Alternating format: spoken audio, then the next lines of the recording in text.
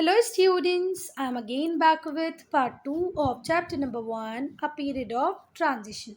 Students, I hope you all have seen part 1 of this chapter. If not, do watch it.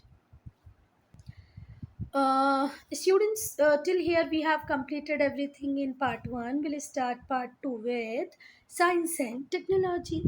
ठीक है, विज्ञान और तकनीक।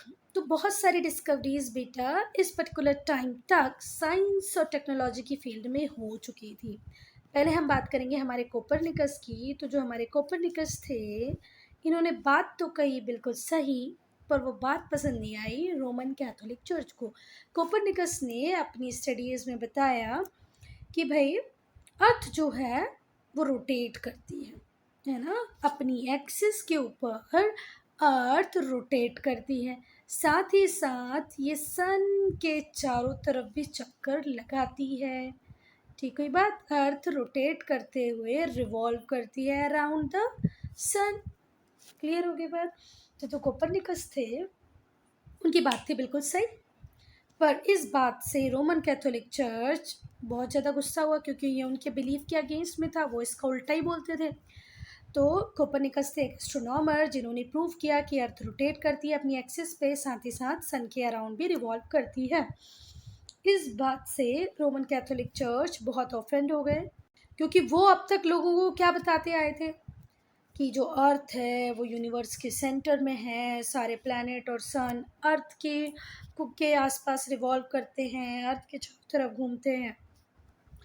Church ने जो डिस्कवरी कोपरनिकस ने की थी उसको बहुत कंडेम किया है। तो बेवकूफ़ आदमी है, पागल आदमी है, कुछ भी बोलता है, गलत बोल रहा है।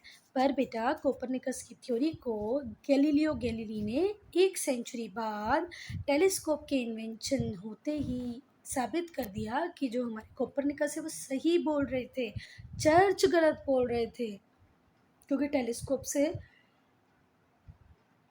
देखने के बाद तो हमें बहुत सारी चीज़ें क्लियर हो गई। अब हम पढ़ेंगे विलियम हावे को। तो जो विलियम हावे थे, उन्होंने डिस्कवर किया था सर्कुलेटरी सिस्टम को ह्यूमन बॉडी में। He discovered the circulatory system in human body. अब ये सर्कुलेटरी सिस्टम के रिगार्ड में उन्होंने क्या बताया कि भाई ये जो सर्कुलेटरी सिस्टम है ये सर्कुलेशन करता है ब्लड का, कहाँ से, हार्ट से बॉडी के दूसरे पार्ट तक। ठीक है, तो सर्कुलेटरी सिस्टम को बताने वाले कौन थे? William Harvey. विलियम हार्वे ने क्या बताया? हमारी बॉडी में सर्कुलेटरी सिस्टम होता है जो दिल से खून को पूरी बॉडी में पहुंचाता है। फिर आए, अब हम बात करेंगे बेटा कैपलर की। तो कैपलर कौन थे? जर्मन थे। उन्होंने क्या प्रूव कर दिया कि भाई जितने भी प्लैनेट्स हैं वो सन के आसपास मूव करते रहते हैं। ठीक है बात। फिर आए आइजैक न्यूटन। तो आइजैक न्यूटन ने केपलर के काम को आगे बढ़ाया और कहा कि सिर्फ प्लैनेट ही नहीं, जितनी भी सेलेस्टियल बॉडी है, भले वो एस्टेरॉइड हो, मीटेरॉइड हो, सारे के सारे सन के आसपास ही घूम रहे हैं according to law of gravitation. Gravitation का मतलब क्या होता है? गुरुत्वाकर्षण। सन की ग्रेविटेशन ने सारे प्लैनेट्स को एक रिंग में बांध रखा है और उसी रिंग में, उसी फिक्स्ड ऑर्बिट में सन के आसपास चक्कर लगाते रह रहे हैं। तो आइजैक न्यूटन ने किसके काम को कंटिन्यू किया? केपलर के काम को कंटिन्यू किया। उन्होंने प्रूव कर दिया कि जितनी भी सेलेस्टियल बॉडीज़ हैं वो मूव करती रहती हैं according to law of gravitation. कुछ इन्वेंशन जो थे 17th सेंचुरी के, उसमें था microscope, telescope, thermometer, mariners compass.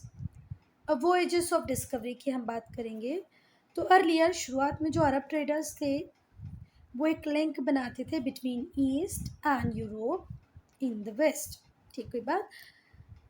किस किस के बीच में लिंक? ईस्ट और वेस्ट के बीच में लिंक बनाते थे हमारे अरब ट्रेडर्स। ईस्ट में कौन थे? हम, इंडिया। वेस्ट में कौन था? यूरोप। इन दोनों के बीच में लिंक कौन बनाते थे? Arab traders. जो अरब ट्रेडर्स थे वो लिंक बनाते थे between the east and Europe in the west. जो अरब थे वो किन किन आइटम्स को बेचा और ख़रीदा करते थे? तो वो स्पाइसेस लेते थे, टी लेते थे, टेक्सटाइल लेते थे, इंडिगो लेते थे, शुगर लेते थे, coffee, salt Peter, luxury items जिनकी वेस्ट में बहुत ज़्यादा डिमांड थी। ये सारे आइटम्स इंडिया से लेके जाते कहाँ पर? इजिप्ट, वाया रेड सी। ठीक है, ये जितने भी आइटम अभी हमने काउंट किए, spices, T, textile, Indigo, sugar, saltpetre, ये अरब ट्रेडर्स इंडिया से लेते और इजिप्ट में पहुंचा देते वाया रेड सी। फिर इन गुड्स को इटालियन मर्चेंट्स को बेच दिया जाता, वो जाके सारे यूरोप में इस सामान को बेच देते। तो अरब इंडिया से सामान लेके जाते इजिप्ट रेड सी से, फिर वहाँ से इटालियन मर्चेंट्स को बेच देते और इटालियन मर्चेंट पूरे यूरोप में बेच देते। क्योंकि इटालियंस की मोनोपोली थी इस ट्रेड पर, तो वो बहुत ज़्यादा रिच होते गए। धीरे धीरे धीरे करके उन्होंने अरब को एक्सक्लूड कर दिया इस इक्वेशन से, इस ट्रेड से, और इंडिया से सीधे ट्रेड करने लगे। और इस वजह से जितने भी और यूरोपियंस थे वो भी मोटिवेट हुए कि चलो अब हम इंडिया से भी हम भी ट्रेड करेंगे, इटली अकेले क्यों करेगा। और उन्होंने ट्रेड रूट ढूंढना चालू कर दिया। तो मेरी बात सुनो, पहले ट्रेड कौन करते थे? अरब। फिर अरब के बाद इटालियन ने सोचा कि हम इनको बिचौलिए की तरह या मिडलमैन की तरह क्यों रखें, हम खुद जाके सीधे किससे ट्रेड करें? इंडिया से। और जैसे ही इटालियन ट्रेड करने लगे, उन्होंने अपनी मोनोपोली इस्टेब्लिश की, धीरे धीरे सारे यूरोपियंस को लगने लगा कि नो नो नो नो, अब हमें भी इंडिया से ट्रेड सीधे कर लेना चाहिए। अब बेटा, जो हमारे यूरोपियन ट्रेडर्स थे, जो यूरोपियंस थे, उनके लिए वेस्ट एशिया थोड़ा सा इनएक्सेसिबल था, मतलब इतना अप्रोच में नहीं था। ठीक है, ऑटोमन टर्क्स ने क्योंकि कंस्टेंटिनोपल को कैप्चर कर लिया था। कंस्टेंटिनोपल बोले तो आज का Istanbul, capital of Turkey. Turkey की कैपिटल क्या है? इस्तांबुल। इस्तांबुल को पहले क्या कहते थे? कंस्टेंटिनोपल। इसके ऊपर कब्जा किसने कर लिया? ऑटोमन टर्क ने कर लिया। अब ऑटोमन टर्क क्योंकि कंस्टेंटिनोपल के ऊपर कंट्रोल कर रहे थे, तो वेस्ट एशिया बेचारे यूरोपियंस के लिए इनएक्सेसिबल हो गया। European could not use the overland route to travel to the east. अब वो ईस्ट में आने के लिए ये कंस्टेंटिनोपल, इस्तांबुल वाले रास्ते का यूज़ कर ही नहीं पा रहे थे। तो जो सी पोर्ट थे ईस्टर्न मेडिटेरेनियन सी के, उनके ऊपर भी कंट्रोल किसका ही था? टर्क्स का ही था। तो लैंड रूट के थ्रू आने नहीं दे रहे। सी रूट जो था, जो ईस्टर्न मेडिटेरेनियन सी वाला, उसके ऊपर भी कंट्रोल टर्क का ही था। तो वो ईजिली यूरोपियंस को इन रास्तों के थ्रू पास नहीं होने देते थे, और पास अगर होने भी देते थे तो उनके ऊपर लगा देते थे हैवी टैक्सेस। उनके गुड्स के ऊपर, उनकी शिप्स को अटैक करते, उसको लूट लेते, और कभी गलती से जाने भी देते तो उनसे भारी भरकम टैक्स वसूलते। ठीक है, तो अब यूरोपियंस को लगने लगा कि नया सी रूट ढूंढो। और बेटा, जैसे जैसे साइंटिफिक नॉलेज में इम्प्रूवमेंट आए, इन्वेंशन होने लगे, तो एक्सप्लोरर को बहुत मदद मिली। अब वो यूरोपियन जो परेशान थे कि भैया कंस्टेंटिनोपल से जा नहीं सकते, मेडिटेरेनियन रीजन से जा नहीं सकते, तो अब करें क्या? तो करें क्या? तो उन्हें कहीं ना कहीं कुछ तो करना था। तो अब मिले उन्हें यूरो इम्प्रूव्ड मैप्स, उन्हें कुछ इंस्ट्रूमेंट भी मिल गए, जैसे क्वाड्रेंट, एस्ट्रोलैब, मेराइनर्स कंपास, है ना, adjustable sails made sailing at the sea safer. अब इतनी सारी चीज़ें जब उन्हें मिल गई, तो उनकी जो सी जर्नी थी थोड़ी सी सेफर हुई। गन्स एंड गन पाउडर का यूज़ ये लोग करने लगे अपनी शिप्स को प्रोटेक्ट करने के लिए। जितने भी पायरेट्स, पायरेट्स बोले तो पायरेट्स को हिंदी में क्या बोलते हैं? पायरेट्स ऑफ कैरेबियन, आपने मूवी देखी होगी ना, वो जो लोग होते हैं जो शिप्स वगैरह को लूटते हैं, क्या बोलते हैं यार पायरेट्स को? समुद्री डाकू, समुद्री डाकू समझ लो। तो जो पायरेट्स वगैरह होते थे, ये लोग भी अटैक करते थे बीच में, तो हमने इनसे बचने के लिए गन पाउडर का यूज़ किया। ठीक है, जो रूलर्स और जो रिच मर्चेंट्स थे, जो इस ट्रेड से बेनिफिट जिनको मिल रहा था, उन्होंने बोला कि भैया हम एक्सपीडिशन को फंड करेंगे, आप लोग जाओ नए रास्ते ढूंढो। सपोज करो मुझे किसी पर्टिकुलर एरिया से ट्रेड करनी है, मैं उस ट्रेड से बहुत रिच होते जा रही हूँ, तो मुझे लग रहा है ना कि नए नए रास्ते ढूंढो कि मेरा ट्रेड और हो, तो मैं कुछ लोगों को फंडिंग दे रही हूँ कि जाओ भाई आप लोग रास्ता ढूंढो, हम तुम्हारे साथ हैं, हम तुम्हें पैसा वैसा सब देंगे, बस तुम जाओ और रास्ता ढूंढो। ये रहे हमारे वास्को ड गामा। ये भी ऐसे लोगों से थोड़ा इंस्पायर हो गए और चले रास्ता ढूंढने। ये क्रिस्टोफर कोलंबस हैं और ये अमरीगो वेस्पुची हैं। तीनों निकलेंगे अभी। Portuguese traveller were the first explorer to India. Portuguese traveller पहले एक्सप्लोरर थे इंडिया के लिए, फार ईस्ट के लिए। These were the expedition to the east. और सुनो मेरी बात, जो Portuguese traveller Vasco da Gama थे, ये इंडिया पहुंच गए थे 1498 में। 1498 में तो ये भैया इंडिया भी आ चुके थे, Portuguese navigator Vasco da Gama. Prince Henry जो थे, जो कि नेविगेटर थे पोर्चुगल के, वो पहले एक्सप्लोरर थे। उन्होंने फाइनेंस किए बहुत सारे वेल प्लान्ड एक्सपीडिशन, सेलर्स को भेजा कि जाओ वेस्ट कोस्ट ऑफ अफ्रीका को एक्सप्लोर करो। फिर बार्थोलोमियो डियाज सदर्न टिप पे पहुंचा अफ्रीका की 1488 में। जो सदर्न मोस्ट टिप थी अफ्रीका की, उसको उसने नाम दे दिया Cape of Good Hope. The southern most tip of Africa was named the Cape of Good Hope. ठीक हुई बात। बार्थोलोमियो कहाँ तक पहुंचा? सदर्न टिप तक पहुंचा अफ्रीका की। कब पहुंचा? 1488 में। वास्को डी गामा, जो कि एक पोर्तुगीज सेलर थे, जिन्होंने डियाज को फॉलो किया और केप ऑफ गुड होप तक तो पहुंच गए। वहाँ से उन्होंने फर्दर एक्सप्लोरेशन किए और कलकत्ता पहुँचे। कब? 1498 में वो इंडिया, कलकत्ता नहीं, सॉरी कैलीकट। कलकत्ता तो वेस्ट बंगाल में, ये कैलीकट है। ध्यान से समझना बेटा, जैसे आज हम कोझीकोड के नाम से जानते हैं। किस नाम से जानते हैं? कोझीकोड। तो जो वास्को डी गामा थे वो कौन थे? पोर्तुगीज सेलर थे। किसको फॉलो किया उन्होंने? डियाज को फॉलो किया। कहाँ पहुँचे? केप ऑफ गुड होप पहुँचे। यहाँ से इन्होंने फर्दर एक्सप्लोरेशन किया और कैलीकट पहुँचे। कलकत्ता से कंफ्यूज नहीं होना बेटा। कब पहुँच गए? 1498 में। और यहाँ से फिर ट्रेड रूट ओपन हुआ यूरोप और इंडिया के बीच में। कुछ और भी सेलर्स थे, ट्रेवलर्स थे बेटा, जिन्हों का टारगेट तो ईस्ट में आना था, पर वो फाइनली पहुँचे कहाँ? वेस्ट में। जैसे क्रिस्टोफर कोलंबस की मैं बात करूँ, तो जो क्रिस्टोफर कोलंबस थे, ये एक इटालियन थे। इटालियन थे पर कहाँ रह रहे थे? स्पेन में रह रहे थे। क्रिस्टोफर कोलंबस थे कहाँ के? इटालियन। रह कहाँ रहे थे? स्पेन में रह रहे थे। उन्होंने डिस्कवर करना चाहा कि मैं एशिया के रूट को ढूंढूंगा, पर पहुंच कहाँ गए? अमेरिका। कब पहुंच गए? 1492। क्रिस्टोफर कोलंबस पहुंचना चाहते थे इंडिया, पहुंच गए अमेरिका। कब पहुंच गए? 1492 में। थे कहाँ के? इटालियन। और रह कहाँ रहे थे? स्पेन।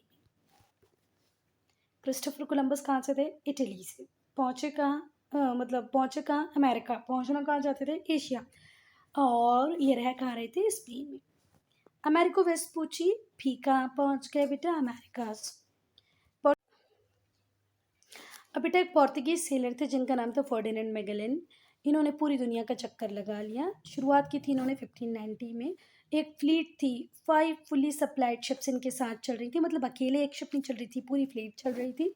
इसको पूरी तरीके से फाइनेंस किया था किसने? किंग चार्ल्स वन ने, जो कहाँ के थे? स्पेन के थे। Give the explorer and the expedition his blessing, अपना आशीर्वाद देके, पैसा खर्चा खाना वाना देके इन्होंने भेजा। किसको? मैगेलन और उसकी फ्लीट को। Magellan with his fleet, Magellan अपनी फ्लीट के साथ पहले ब्राज़ील पहुँचे, then down to the coast of South America to Patagonia. ठीक है। जो मैगेलन थे फिर एक स्ट्रेट में एंटर करते हैं। कब? 1520 में, जिसे हम स्ट्रेट ऑफ मैगेलन के नाम से जानते हैं। फिर वो स्पाइस आइलैंड पहुंचते 1521 में, और इस तरीके से वो पहला सरकम नेविगेटर बन जाते हैं।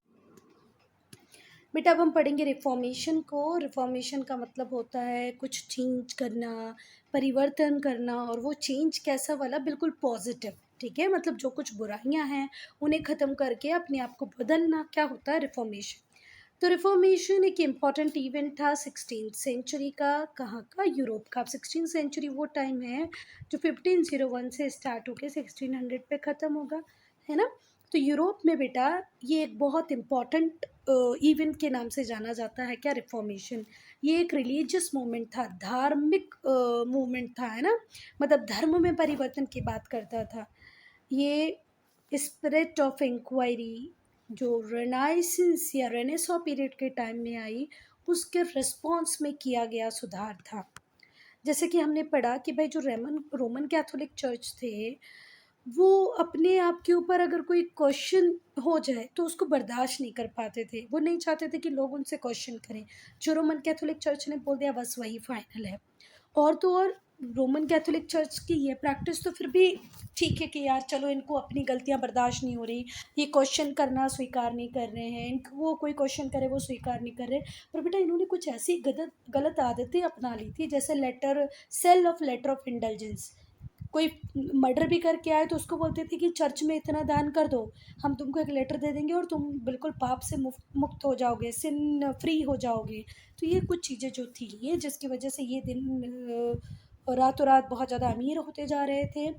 तो ये बैड प्रैक्टिसेस का यूज़ कर रहे थे। Sale of letter of indulgence, मतलब आप कुछ भी पाप कर लो, कुछ भी कितना भी बड़ा अत्याचार कर लो किसी के ऊपर, चर्च में जाओ, थोड़ा बहुत दान करो और आपके पापों से आपको मुक्ति मिल जाएगी।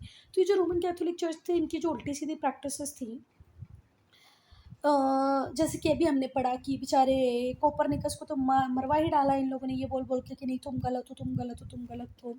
तो Roman Catholic church were being question and not being accepted blindly like they were earlier. अब रोमन कैथोलिक चर्च को सुधरना ही पड़ेगा, क्योंकि अब हर व्यक्ति रीज़न सोच रहा है, लॉजिकली सोच रहा है ना, क्वेश्चन कर रहा है। पहले जैसे वो चर्च को आंख बंद करके कैसे भी एक्सेप्ट कर लेता था, अब नहीं कर रहा है। जो चर्च थे उनके पास एक टाइम में बहुत पावर थी, बहुत ज़्यादा पावर थी। वो पॉलिटिकल फ्रेमवर्क को भी चेंज करने की ताकत रखते थे। पर 16th सेंचुरी आते आते जो चर्च थे वो इतने ज़्यादा रिच हो गए, इतने ज़्यादा पावरफुल हो गए, पर साथ ही साथ करप्ट भी हो गए। वो रिच हो गए, हमें कोई परेशानी नहीं थी, वो पावरफुल हो गए, हमें कोई परेशानी नहीं थी, पर उनको करप्ट नहीं होना चाहिए था। ठीक है, चलो। तो जो चर्च थे वो सेल करते थे letter of intelligences, selling intelligences. क्या को सेल करने लगे थे? इंटेलिजेंसेस। इंटेलिजेंसेस क्या होता था? एक लेटर ऑफ पार्डन होता था, है ना, जो आपके पापों से आपको मुक्त करा देता था। ठीक है, कि आपने जो भी पाप किए हैं उसका प्रायश्चित आपको करना है, तो लेटर ऑफ इंटेलिजेंस खरीद लो। इसका मतलब ये था कि rich could bye their way into haven, मतलब स्वर्ग का रास्ता तो रिच लोगों के लिए पक्का, क्योंकि जो भी पाप करेगा उसके बदले में वो चर्च को पैसा दे के इंटेलिजेंसेस खरीद लेगा, मतलब वो पापों से मुक्त हो जाएगा, और अब जो व्यक्ति पापों से मुक्त है वो हेवन में ही जाएगा। पर बेचारा गरीब ऐसा नहीं कर सकता। जो पॉलिटिकल इन्फ्लुएंस था चर्च का वो भी दिन पे दिन और ज़्यादा बढ़ता जा रहा था, और बढ़ता जा रहा था। इससे जो रूलर्स थे वो भी चर्च को नापसंद कर रहे थे। This undermine their own authority. अब राजा को ऐसा ही नहीं लग रहा था कि भैया मेरे को इम्पोर्टेंस है, चर्च चर्च चर्च, तो राजा भी चर्च को पसंद नहीं कर रहे थे। अब जितने भी रिफॉर्मर उस टाइम में आए उन्होंने चर्च की सारी ये जो ऊटपटांग प्रैक्टिसेस थी, भले वो सेलिंग इंटेलिजेंसेस हो या और भी कोई बैड प्रैक्टिसेस हो, पॉलिटिकल अफेयर्स में ज़्यादा इंटरफेयर करना हो, इस सबको कंडेम किया कि भाई ये करप्ट प्रैक्टिसेस तो चर्च में चलेंगी ही नहीं। तो अब लोगों का कहना था कि बाइबल सुप्रीम अथॉरिटी है, पोप तो नहीं है, पोप तो भैया करप्ट है ना, पोप क्या, पोप कुछ भी नहीं, जो कुछ है वो बाइबल है। उन्होंने लोगों से विनती की कि आप बाइबल को पढ़ो, उसमें जो टीचिंग्स हमें जीसस क्राइस्ट ने दी हैं उन्हें फॉलो करो, rather than following what the pope said without discretion. आप बिना सोचे समझे बस वो सारी चीज़ें फॉलो मत करते जाओ वो जो पोप आपसे कह रहा है, आप थोड़ी सी बुद्धि लगाओ, बाइबल पढ़ो और बाइबल में जो भी टीचिंग्स है उनको फॉलो करो। The people who challenge the church, और जो भी लोग चर्च को चैलेंज करते थे उन्हें क्या कहा गया? प्रोटेस्टेंट। क्या कहा गया? प्रोटेस्टेंट। तो रिफॉर्मेशन मूवमेंट में जो लोग चर्च के अगेंस्ट में थे उन्हें क्या कहा गया? प्रोटेस्टेंट। आई बात समझ में? और इनकी ऐसी कोई जॉनी या कोई पर्सनल दुश्मनी नहीं थी, बस वो इतना कह रहे थे कि भाई पोप सुप्रीम अथॉरिटी नहीं है, सुप्रीम अथॉरिटी बाइबल है। हर वो बात जो बाइबल में कही गई है उसे मानो, अपने जीवन में अपनाओ, ना कि जो पोप ऊट पटांग कुछ भी कह रहा है उसको मानो। जो प्रोटेस्टेंट थे उन्होंने अपने आप को अलग कर लिया रोमन कैथोलिक चर्च से और नई ब्रांच बनाई क्रिश्चियनिटी की, जिसे क्या कहा गया? प्रोटेस्टेंटिज्म। प्रोटेस्टेंटिज्म। ठीक है, एक बार पढ़ के देख लेना, वो मेरी टंग पे ही नहीं आ रहा है। प्रोटेस्टेंटिज्म। जो रेनेसां था उसने स्पिरिट ऑफ इंक्वायरी को प्रमोट किया, प्रिंटिंग प्रेस आ गई थी। ठीक है, प्रिंटिंग प्रेस के आने से बहुत ज़्यादा फ़ायदा हुआ बेटा, कि वो चीज़ें जो मैं कहीं बोल नहीं पा रही थी किसी के सामने वो मैंने लिखी। वो डिबेट जो दो लोगों के बीच में हो सकता था, अब दुनिया पूरी उस चीज़ के ऊपर डिबेट करी, क्योंकि एक बुक है जिसकी बहुत सारी कॉपी पब्लिश होगी और सबको वो मिल गई है। तो जो बाइबल थी जो पहले ज़्यादा लोगों तक नहीं पहुंच पाती थी, अब वो ज़्यादा लोगों तक पहुंच रही है। बहुत सारे लोग जिसमें से कि कुछ रूलर हैं उन्होंने बाइबल को ट्रांसलेट कर दिया लैटिन टू वर्नाकुलर लैंग्वेजेस। अब मेरी बात सुनो, जैसे आज संस्कृत जो हमारे लिए है कि हम हमारे कुछ ग्रंथ इसलिए नहीं पढ़ पाते because they were written in Sanskrit. Okay, तो हम उनको पढ़ नहीं पा रहे हैं, हम उन्हें समझ नहीं पा रहे हैं। तो उस टाइम में जैसे आज संस्कृत हमारे लिए, लैटिन उनके लिए थी, तो बाइबल लैटिन में लिखी गई थी। तो कुछ लोगों ने कुछ इवन रूलर्स ने जो थे बाइबल को ट्रांसलेट किया Latin to vernacular languages, Italian language में, जर्मन लैंग्वेज में बाइबल आने लग गई, पहले जो नहीं आती थी। ठीक है, कुछ लोगों ने, कुछ रूलर्स ने मिलकर ट्रांसलेशन के ऊपर काम किया और उसे मासेस तक सर्कुलेट कर दिया। अब ऐसा ज़रूरी नहीं कि आपको लैटिन आए तो आप बाइबल पढ़ सकते हो। If you are knowing your vernacular language then you can read Bible. एक जर्मन मंक थे जिनका नाम था मार्टिन लूथर। ठीक है, उन्होंने प्रोटेस्ट किया अगेंस्ट द चर्च और चर्च की करेक्ट प्रैक्टिसेस के अगेंस्ट में। जर्मन मंक जिनका नाम था मार्टिन लूथर, उन्होंने चर्च के अगेंस्ट में प्रोटेस्ट किया, चर्च की करेक्ट प्रैक्टिसेस के अगेंस्ट में प्रोटेस्ट किया। उन्होंने 95 थीसिस लिख दी।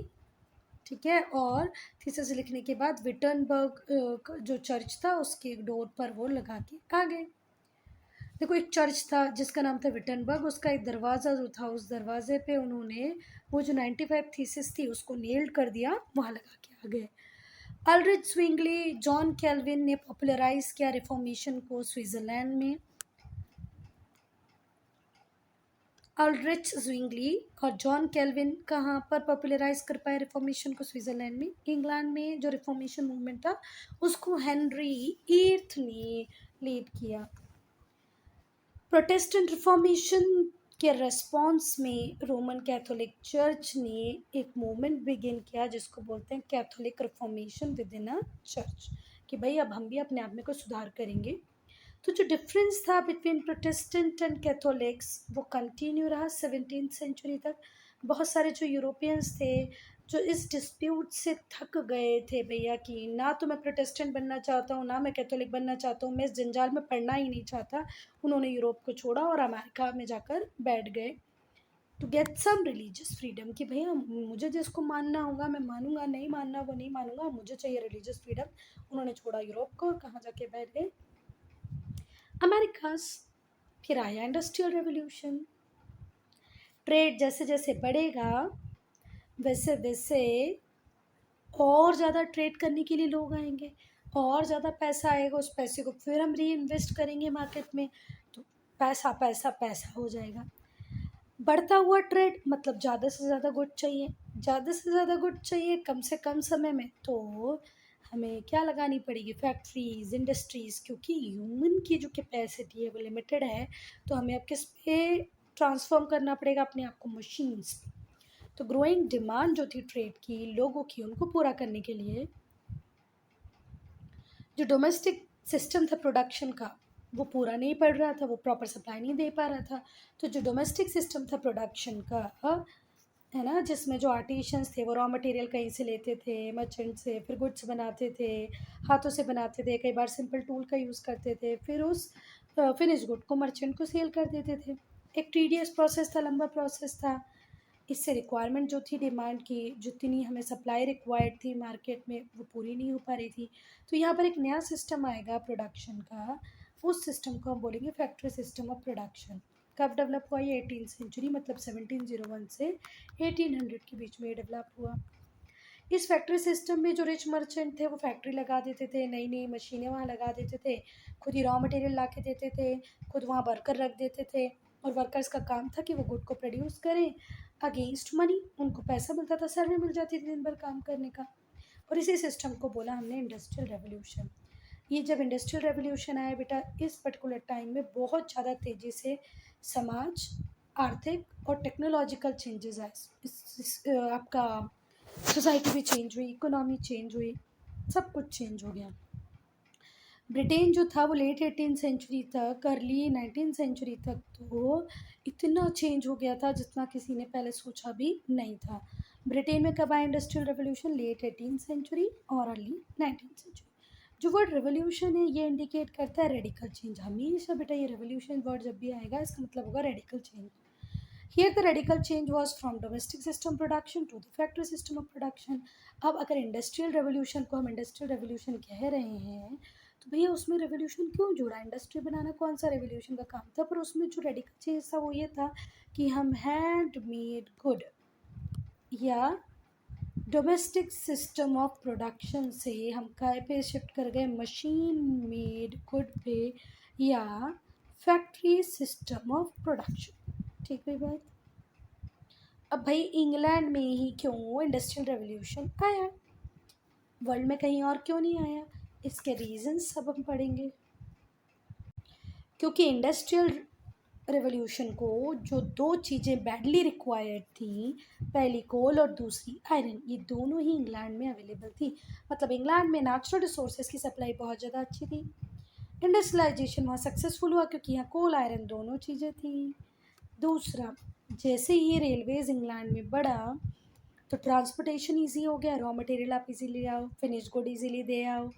और ट्रांसपोर्टेशन के ऊपर काम करना इंग्लैंड के लिए बहुत ही अच्छा साबित हुआ, है ना? मतलब क्या बोलते हैं उसको, आशीर्वाद की तरह साबित हुआ। तीसरा, जो इंग्लैंड की जो गवर्नमेंट थी वो भी ट्रेड को, कॉमर्स को प्रमोट कर रही थी। ठीक है, जो ट्रेडर्स थे उन्हें ट्रेड करने को अलाउ किया गया। The traders were allowed to trade as they please, जैसा चाहें वैसा ट्रेडर ट्रेड करें।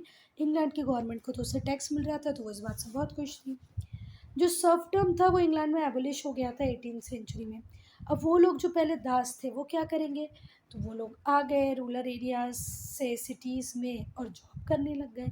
जॉब करने लग गए मतलब लेबर देने लग गए, तो मतलब बहुत कम कॉस्ट में लेबर भी अवेलेबल थी इंग्लैंड में। चीप लेबर मिल गई फैक्ट्री ओनर्स को। इनके पास नेवी बहुत स्ट्रांग थी, है ना? तो इन्होंने अपनी जोग्राफिकल टेरिटरी को एक्सपांड करना चालू किया ब्रिटेन ने, किसके दम पे? अपनी स्ट्रॉन्ग नेवी के दम पे। दिस लेड टू कॉलोनाइजेशन, और इसकी वजह से कॉलोनाइजेशन हुआ। इंग्लैंड को now procure raw material at cheap prices, cheaper price पे रॉ मटेरियल मिलने लगे। ठीक है, किससे? कॉलोनीज से। वो कॉलोनीज जो इंग्लैंड ने आसपास में बना रखी थी, जैसे हम India, America, Australia, south America, ये सब चीप रॉ मटेरियल देते ब्रिटेन को और ब्रिटेन उनको कन्वर्ट कर देता फिनिश्ड गुड्स में, और फिनिश्ड प्रोडक्ट को वापस से कॉलोनीज़ में ही बेच भी देता। जो स्पिरिट थी साइंटिफिक इंक्वायरी की, उसने भी ट्रांसपोर्ट सिस्टम को इम्प्रूव किया। कैनाल्स बनी कहाँ पर? इंग्लैंड में। रोड बनने लग गए, जिससे कि इंग्लैंड पहला इंडस्ट्रियलाइज नेशन बना पूरे वर्ल्ड। तो ये 6 रीज़न है, 6 रीज़न आपको रट जाने चाहिए। अब हम मेजर इन्वेंशंस की बात करेंगे। बहुत सारे इन्वेंशंस हुए बेटा जिसने इंडस्ट्रियल रेवोल्यूशन को और ज़्यादा हेल्प की बढ़ने में। लैंकाशायर, यॉर्कशायर, लैंकाशायर ये मेन सेंटर थे टेक्सटाइल इंडस्ट्री के। यहाँ पर कुछ मेजर इन्वेंशन हुए। वो मेजर इन्वेंशन क्या क्या थे?